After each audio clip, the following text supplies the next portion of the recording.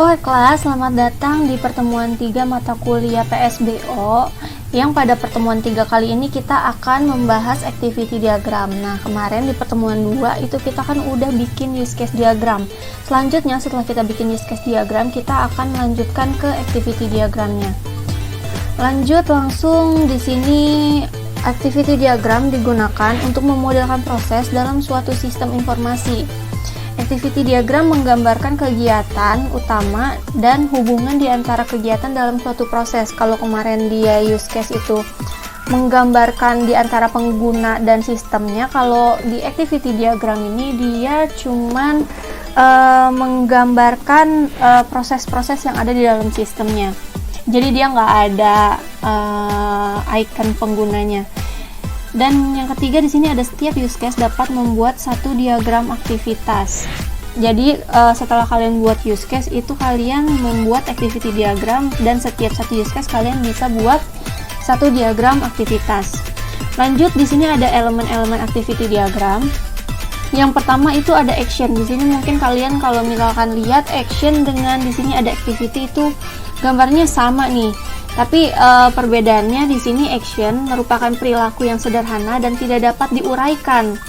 Dia dilabeli dengan namanya. Jadi kalau misalkan action itu, ibaratnya kalian di sini nih, halaman ini kalian bikin activity diagram di halaman ini. Nah, action itu merupakan halaman ini. Jadi namanya, misalkan di sini diagram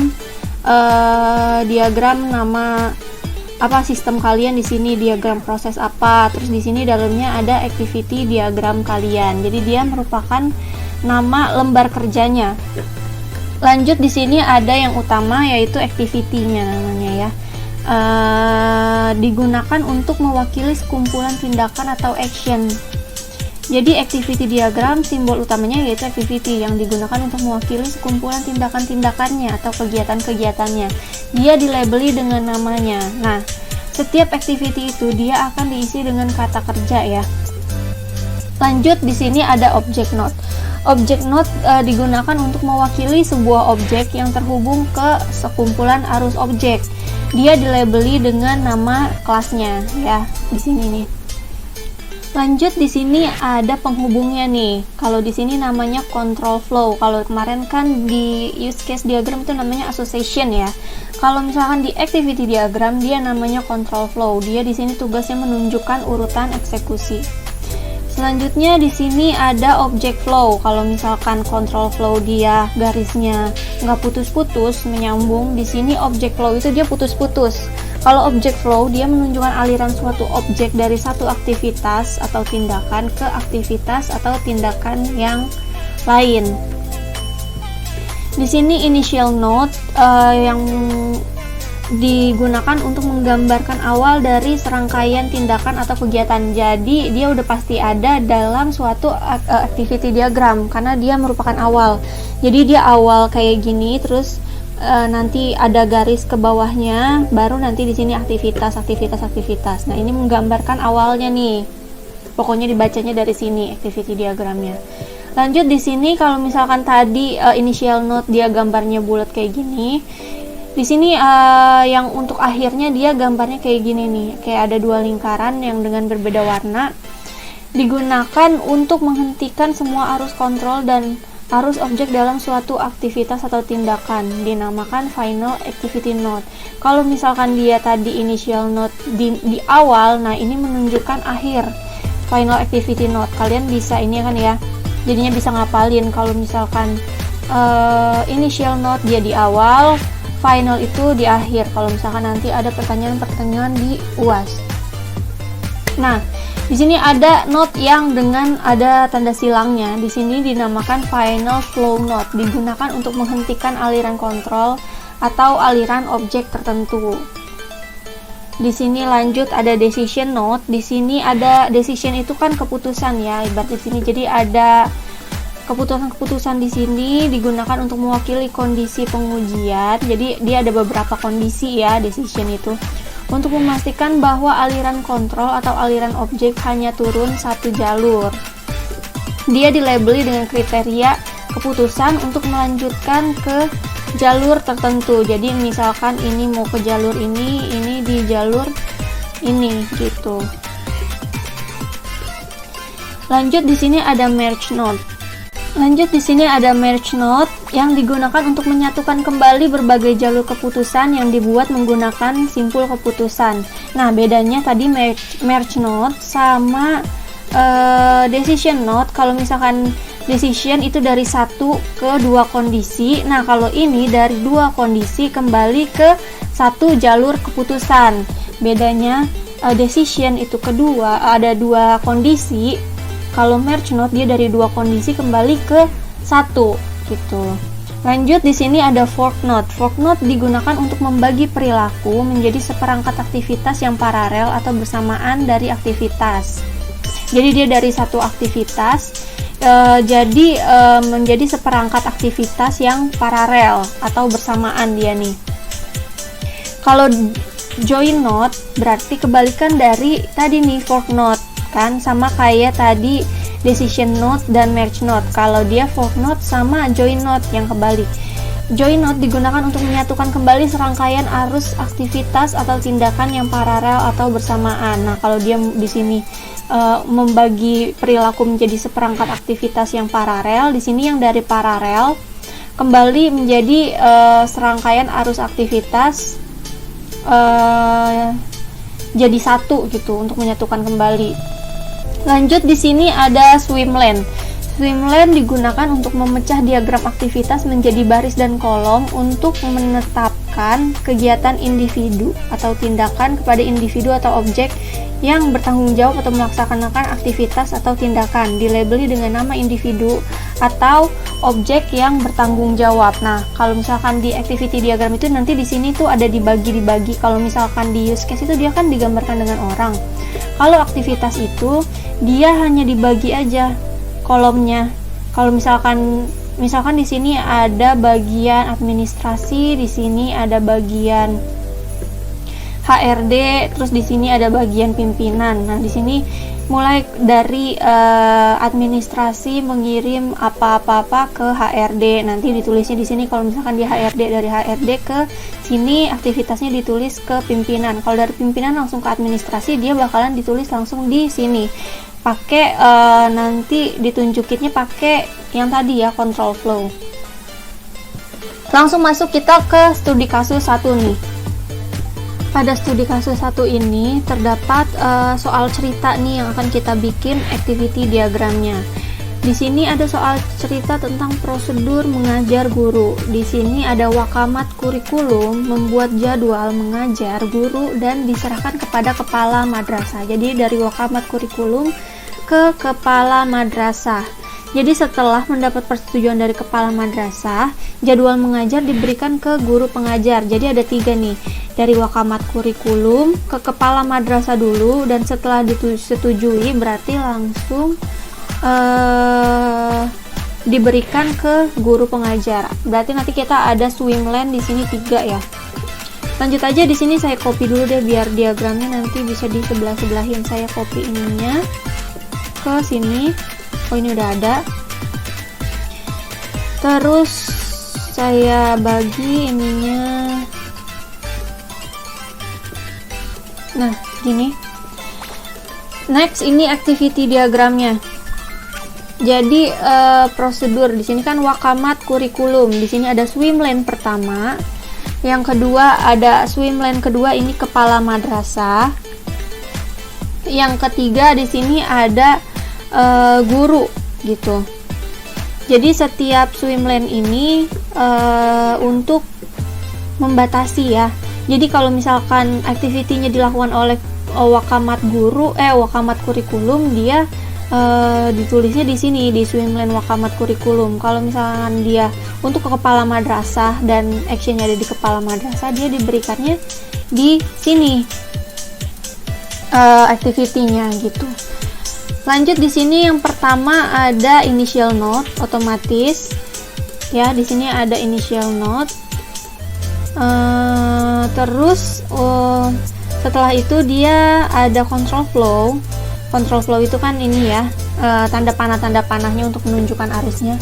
Di sini dia ada activity-nya, yaitu pertama membuat jadwal mengajar nih si Wakamat. Terus abis itu si Wakamat meminta persetujuan dari, yang kedua meminta persetujuan dari kepala madrasah. Di sini Wakamat membuat jadwal mengajar, kemudian dia minta persetujuan. Jadi ada dua activity. Yang pertama ada membuat jadwal dulu, terus kemudian meminta persetujuan ke siapa? Ke kepala madrasah. Nah, di sini control flow-nya ke swimlane, ke kepala madrasah. Di sini ada decision nih. Kepala madrasahnya tuh dia setuju atau nggak setuju. Nah, kalau misalkan dia nggak setuju, otomatis dia harus balik lagi ke Wakamat kan ya. Dia harus ngulang lagi dari membuat jadwal sampai dia disetujui nih. Jika sekali langsung disetujui, berarti dia langsung maju ke sini nih. Kepala madrasahnya dia langsung memberikan action, memberikan ACC, terus balik lagi menerima jadwal ACC-nya. Si Wakamat kurikulum menerima jadwal ACC, terus si Wakamatnya ini akan memberikan jadwal ACC. Memberikan jadwal ACC-nya ke siapa? Ke guru. Jadi di sini dia nggak dijelasin ya, yang memberikan itu langsung kepala madrasahnya atau Wakamat kurikulumnya. Di sini di activity diagram baru ketahuan nih, ternyata yang memberikan jadwal setelah ini di ACC bukan kepala madrasahnya langsung. Kalau kepala madrasahnya langsung berarti dia langsung ke sini aja swimlane-nya. Berarti setelah memberikan ACC dia harus balik lagi ke Wakamat kurikulum. Dia menerima jadwal ACC, Wakamatnya setelah menerima dari kepala madrasah, dia memberikan jadwal ACC. Memberikan jadwal ACC-nya kemana? Yaitu ke guru pengajar. Nah, di sini dia langsung nyebrang ke swimlane guru. Nah, gurunya di sini actionnya apa? Dia cuman menerima jadwal mengajar. Nah, udah berakhir, ditandai dengan final note di sini. Kalau ini kan tadi kan apa? Initial note. Yang di sini kalau lingkarannya 2 ini kayak gini, berarti final activity note. Udah berakhir berarti activity diagramnya. Studi kasus 1 udah selesai. Oh, masih ada lanjutannya dari studi kasus 1. Kalau ini kan baru prosedur mengajar guru, di sini ada prosedur jadwal mata pelajaran Wakamat. Ini kita copy dulu, baru kita lihat lagi nanti diagramnya. Oke, lanjut. Di sini ada prosedur jadwal mata pelajaran Wakamat. Jadi kurikulum ada lagi nih, baru kurikulum membuat jadwal pelajaran untuk setiap kelas. Setelah itu memberikan ke kepala madrasah untuk meminta persetujuan. Setelah mendapat persetujuan dari kepala madrasah, jadwal pelajaran didistribusikan kepada para siswa. Di sini ada baru lagi nih kurikulum. Terus ada kepala madrasah juga. Setelah itu ada siswa. Jadi gimana activity-nya? Nah, di sini. Yang pertama kan kurikulum membuat jadwal pelajaran. Oh, berarti ini sama kayak tadi Wakamat kurikulum ya. Membuat jadwal mata pelajaran. Yang pertama untuk setiap kelas. Terus dia memberikan ke kepala madrasah untuk meminta persetujuan. Kurikulum meminta persetujuan kemana? Ke kepala madrasah. Di sini ada decision nih. Kalau misalkan dia nggak setuju, dia balik lagi ke awal. Nah, kalau misalkan dia setuju, dia langsung memberikan ACC. Terus setelah kepala madrasah memberikan ACC, terus dia langsung jadwal pelajaran balik lagi ke Wakamat kurikulum. Jadi dia menerima jadwalnya. Terus setelah diterima ACC-nya, dia memberikan jadwal ACC. Diberikannya kemana? Langsung ke siswa ya, menerima jadwal mata pelajaran. Terus di sini ada final note. Berarti udah langsung berakhir di sini. Lanjut lagi, di sini ada apa lagi? Ada studi kasus lagi, masih satu, yaitu pembuatan raport nih. Activity diagramnya mau kita bikin pembuatan raport ya. Kita copy dulu ininya aja. ke sini. Pembuatan raport. Setelah siswa melakukan ujian, maka guru akan memberikan nilai kepada wali kelas.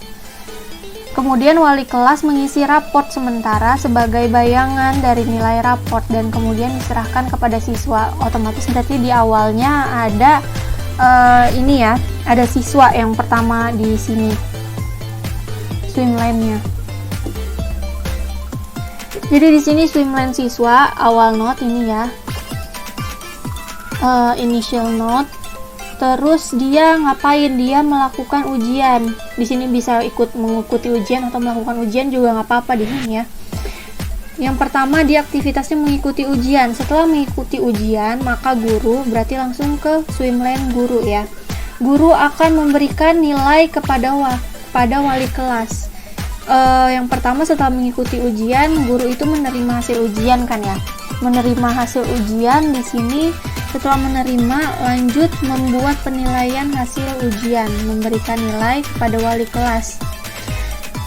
Guru akan memberikan nilainya, membuat penilaian, kemudian memberikan daftar nilai siswa ke wali kelas. Jadi di sini guru dijabarkannya menerima hasil ujian dari siswa, kemudian dia membuat penilaian hasil ujian, terus nilainya diberikan ke memberikan daftar nilai siswa ke wali kelas nih, langsung ke swimlane wali kelas.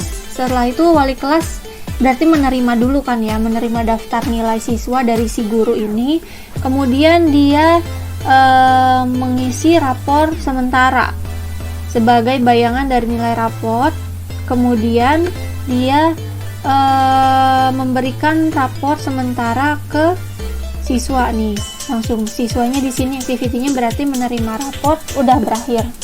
Ditandai dengan final activity note. Jangan lupa ini ya. Ini kan swimlane, ini activity, ini initial note, ini control flow. Nah, tadi yang dinamain action itu yang ini nih. Action GMP. Dia lembar kerjanya. Nah, kalau lanjut, kita udah lanjut ke studi kasus kedua setelah menerima raport. Jadi di sini agak banyak nih studi kasus 2. Buatlah activity diagram berdasarkan proses bisnis di bawah ini. Jadi proses bisnis sistem berjalan futsal, station futsal. Ini kelebihan. Proses bisnis sistem berjalan futsal station merupakan usaha yang bergerak di bidang penyewaan lapangan. Jadi kita akan bikin activity diagram mengenai penyewaan lapangan. Dalam kegiatan penyewaan lapangan diawali dengan pelanggan datang ke futsal station, lalu pelanggan melakukan booking lapangan dengan memberi informasi untuk tanggal berapa, jam berapa, atas nama siapa, dan lapangan mana yang akan di-booking. Pelanggan membayar terus, kemudian setelah ini pelanggan membayar DP booking lapangan kepada petugas. Lalu petugas akan mencatat data bookingan pada lembar booking harian. Kemudian petugas akan membuat kwitansi DP untuk memberikan kepada pelanggan sebagai bukti booking. Nah, di sini swimlane-nya berarti ada pelanggan, ada petugas. Lanjut, di sini pada saat tanggal main, pelanggan melapor pada petugas dengan membawa bukti kwitansi yang dia dapetin sebelumnya, bukti kwitansi DP serta membayar sisa pembayarannya dulu. Kemudian petugas akan membuatkan kwitansi pelunasan yang akan diberikan kepada pelanggan. Jika semua selesai, pengelola akan merekap data booking harian dan membuat laporan keuangan yang akan diberikan kepada pemilik. Oke, kita lihat diagramnya. Kita copy dulu ke sini.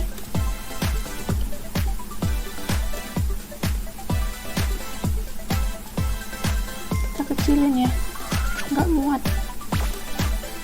Lanjut, sekarang kita lihat diagramnya. Nah, ini nih. Oke, di sini ada diagramnya. Sampai pengelola akan merekap data booking harian, membuat laporan keuangan yang akan diberikan kepada pemilik nih ya, akhirnya di sini.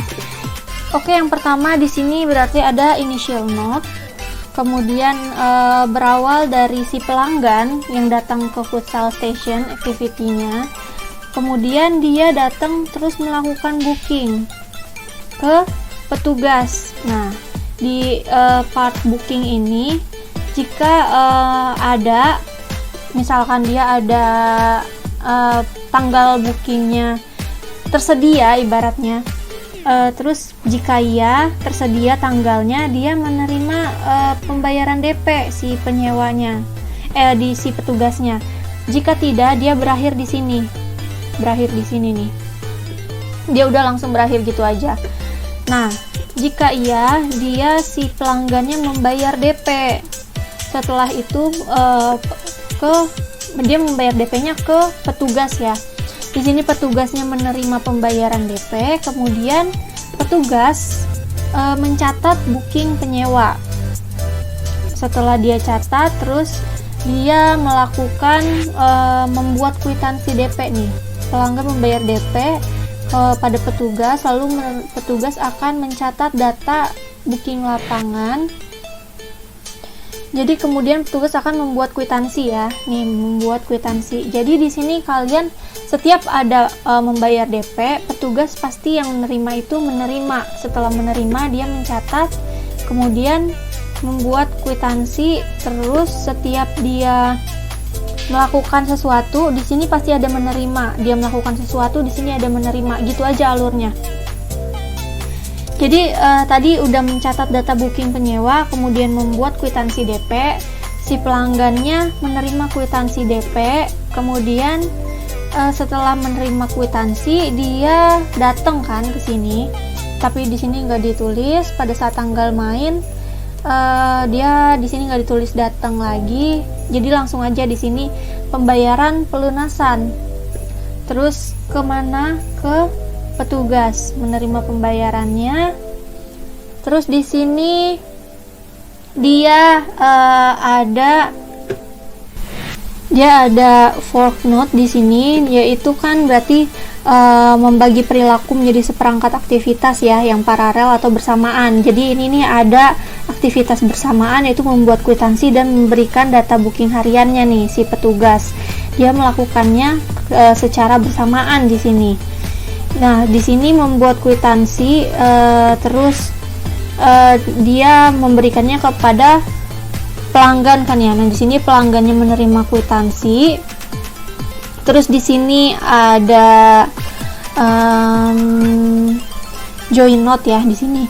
Jadi kita langsung aja dulu di sini membuat kwitansi dan memberikannya kepada pelanggan. Terus di sini pelanggan menerima kwitansi. Aktivitas lainnya memberikan data booking hariannya ke pengelola. Jadi pengelola di sini menerima, setelah diberikan otomatis di sini ada menerima. Terus dia merekap data bookingnya, ya, merekap data booking harian. Kemudian dia membuat laporan keuangan untuk diserahkan ke pemilik. Dia serahkan ke pemilik. Setelah membuat laporan keuangan, kemudian diserahkan, otomatis pemilik itu di sini menerima. Nah, di sini ada aktivitas yang bersamaan di sini yang akan berakhir ya. Dia pakai join note jika dia ini kan mau kembali ke satu aktivitas. Di sini pelanggannya menerima kwitansi kemudian akan berakhir. Di sini pemilik menerima laporan keuangan kemudian berakhir di sini si pemilik.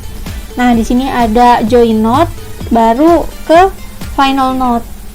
Jadinya biar dia nggak langsung ke final note dua-duanya gitu loh. Jadi di sini dia pakein join note.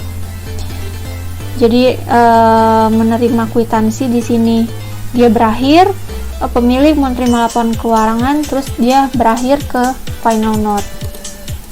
Lanjut di sini ada tugas pertama kalian, yaitu buat activity diagram dari analisa sistem penjualan spare part di bawah ini.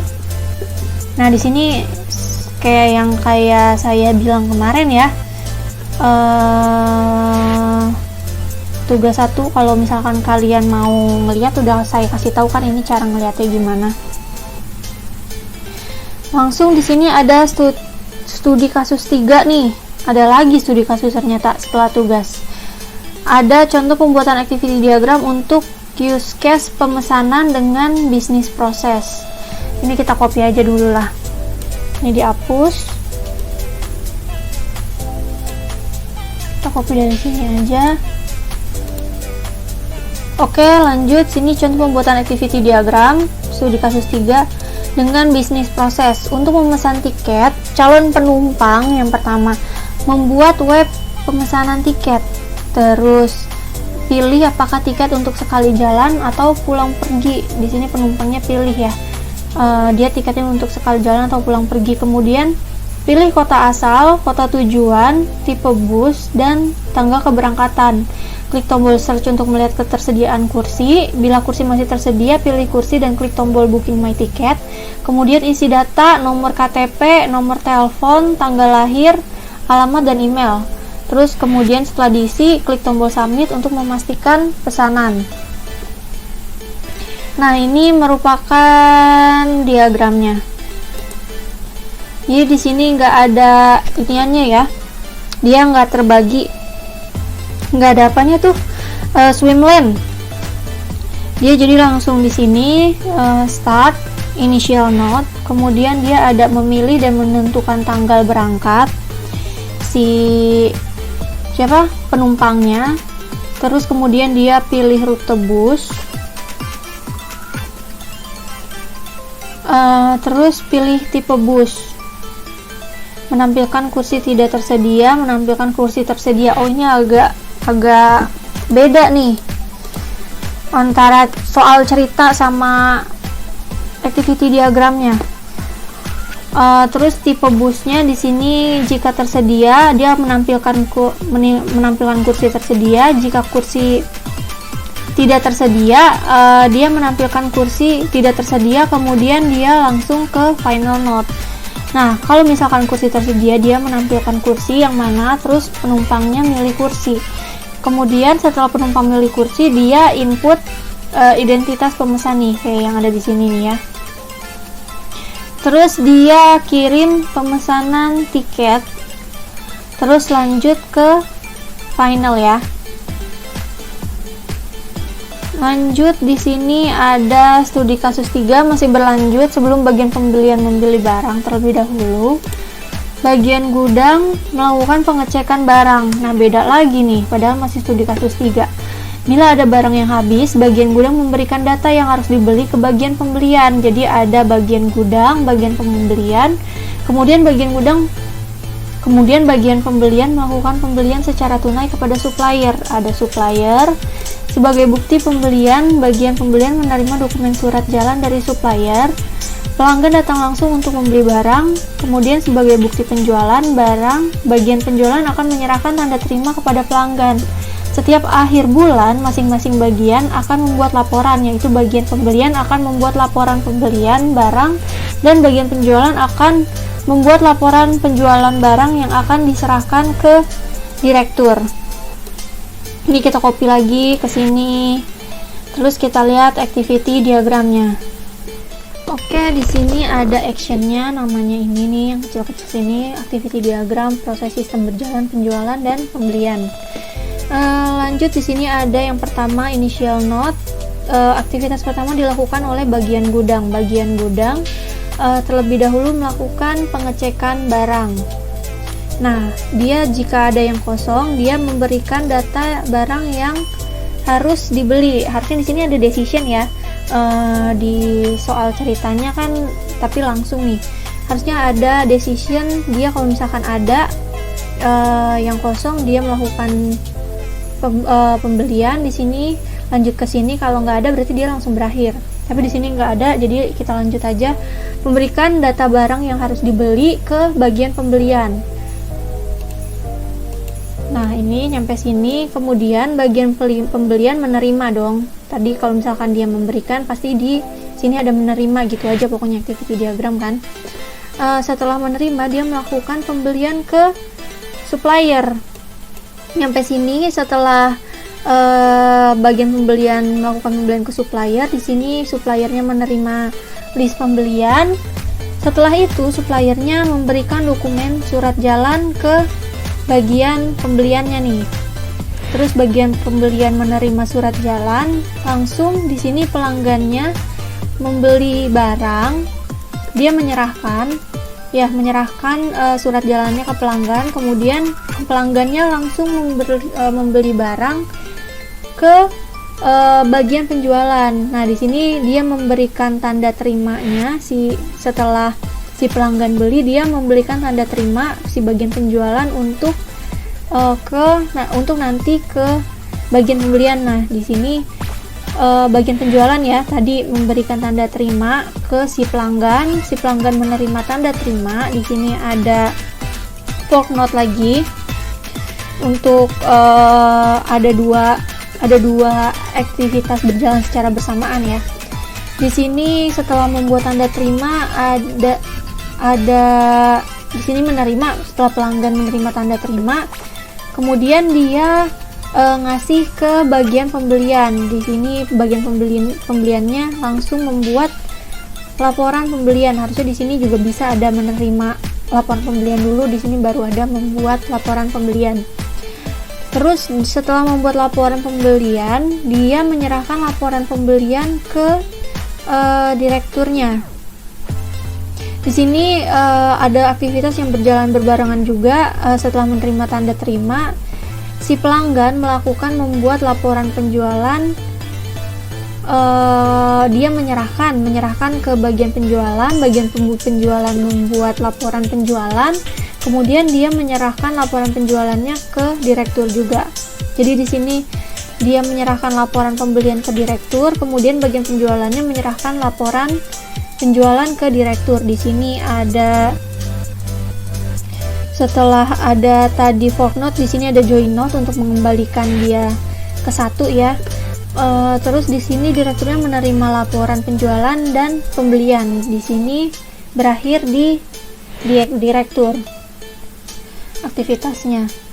Lanjut, di sini ada tugas 2 buat kalian bisa pelajari aja, nggak usah dibikin. Di sini kalian udah tahu kan caranya gimana?